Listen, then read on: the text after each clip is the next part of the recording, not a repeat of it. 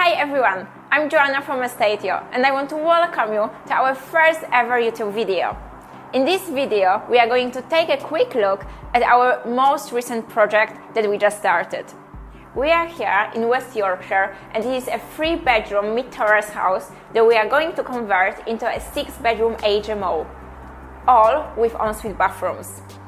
I know what you're thinking, big project. Well, let me show you what we got ourselves into. So, here we are in the kitchen. As you can see, the house is not in a great condition. Now, let me quickly talk you through what we are going to do here. So firstly, as you can see, this is a massive kitchen diner, but we are going to put up a wall just here in order to create our first bedroom. In order to open up this space even more, we are going to get rid of this wall completely. And finally, for this room, I'm sure you have noticed these 2 big chimneys. They are taking up a lot of space, which, as you know, in a HMO is really precious. And this is why we are going to remove them both. But let's talk more about it in the next video. Okay, let's go upstairs.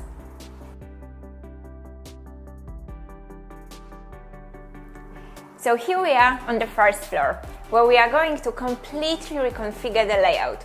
In order to do this, we are going to remove all of these walls to create 3 ensuite bedrooms. So here we are in the first bedroom. And if you remember the chimney from downstairs, again, we are going to remove it to open up the space.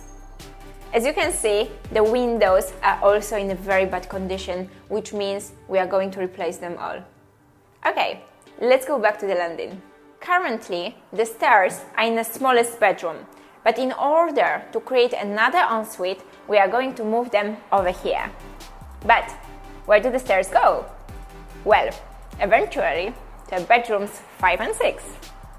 Again, like the rest of the house, the loft is huge, which allows us to convert it into 2 ensuite bedrooms. We'll be doing this by creating a dormer on the one side and the roof windows on the other.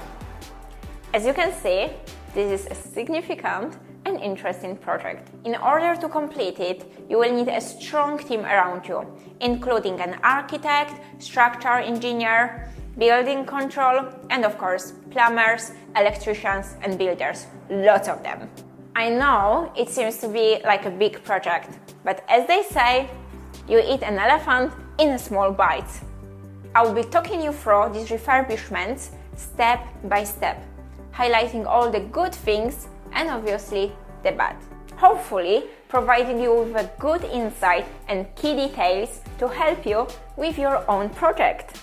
For more information on our project management and property sourcing services, be sure to download our free PDF.